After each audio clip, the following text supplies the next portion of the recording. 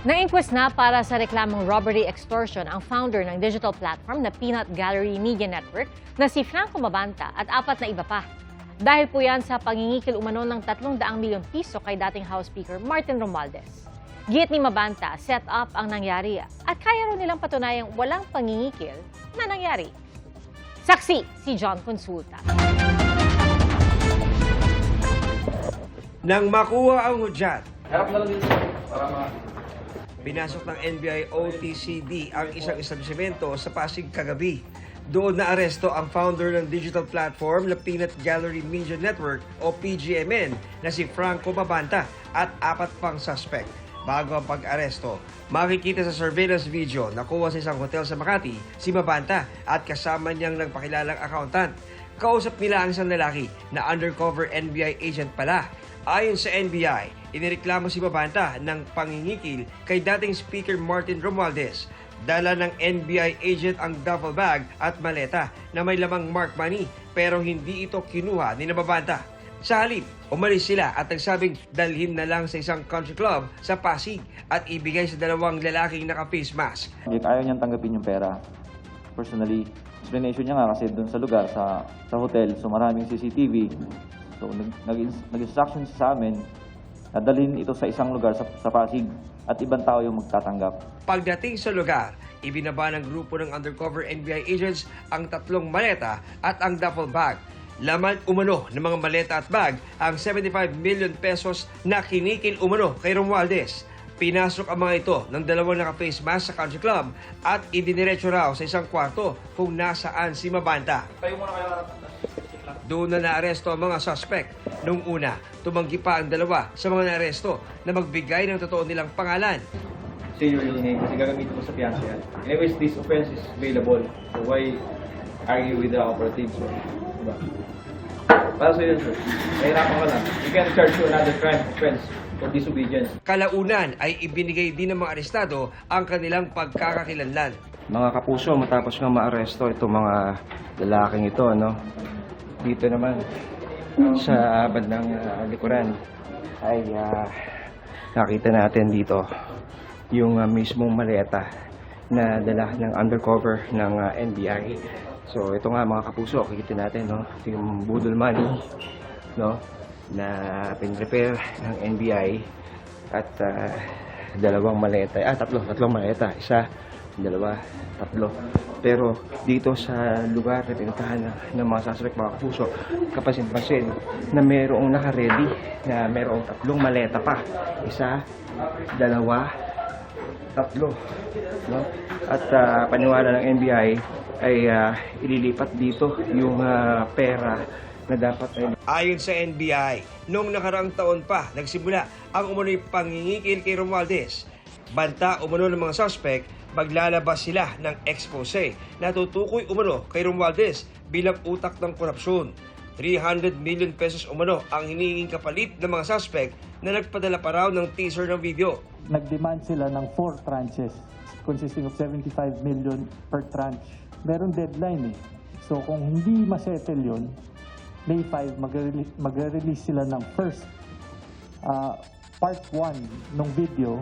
Pahirapan nila ang paghuli sa mga suspect dahil iba't ibang tao ang pinakakausap sa kanila at palipat-lipat din ng lugar. So nagkaroon kami ng follow-up surveillance and tailing. So sinundan ho namin until sa time na ma-identify namin yung exact unit kung saan dinala yung pera. And to our surprise, nandun din po yung subject, si Mr. Franco, na siyang kausap namin dun sa hotel sa Makati. Is there truth to the allegations na kayo po ay nag-extort daw po kayo? Nope, it's not true. We didn't extort anybody, and then no more comment after that. Okay. From Speaker Romualdez daw, sir? No, we didn't. We definitely didn't extort Speaker Romualdez. Hindi po totoo yun. No, it's not true.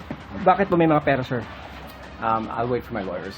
Okay. Na-inquest na kanina si Mabanta at kanyang mga kasamahan sa reklamong robbery extortion. Be an ongoing investigation kasi it's yung PGMN, yung Peanut Gallery Media Network yung involved dito. So we will look into yung mga telepono and accounts, social media. There are several social media accounts. Siyempre, titingnan din namin dito kung if there's conspiracy, kung coordinated activity ba to, yung beneficiary, sino kasi malaki yung amount.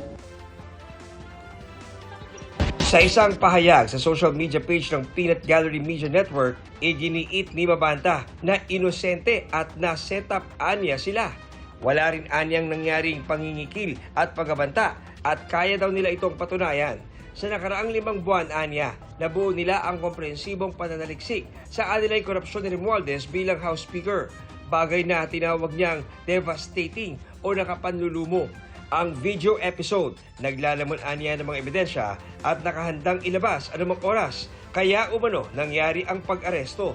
Bago yan, may nagbabala rin umano sa kanila na nasa alanganin ang kanilang kaligtasan.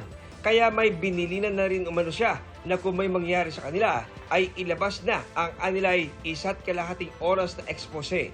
Sinusubukan naming makuha ang reaksyon ni dating House Speaker Romualdez pero wala pa siyang tugon. Hindi pa rin siya naglalabas ng opisyal na pahayag. Ang NBI wala pang tugon sa aligasyong set up ang nangyari.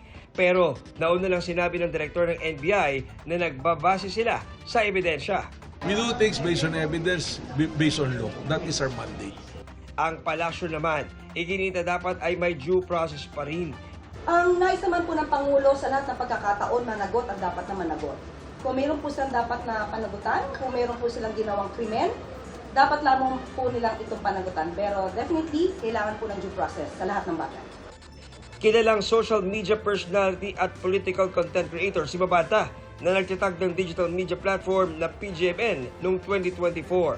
Sa isang social media post noong 2019, sinabi niyang siya ang Chief Social Media Director ni Pangulong Bongbong Marcos noong tumakbo itong Vice Presidente noong 2016.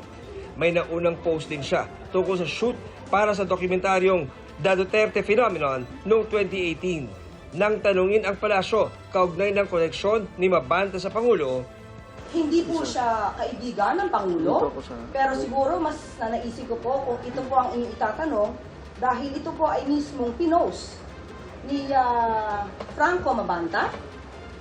Baka ito po ang itanong niyo kung ano po ang relasyon niya sa mga Duterte.